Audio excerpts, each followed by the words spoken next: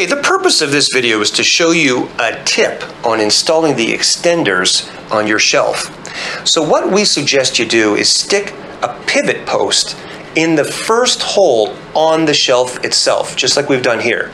Then, after you've got your measurement, in this particular case, the shelf required us to come in 3 holes. So we've got our post in the 3rd hole here, and you should have a post at the end on the extender shelf here. It's just like that. We recommend you do it on the edge of a table so the posts will stay protruding. Then all you're going to do is grab your shelf, and you see how the posts just kind of lined up right there?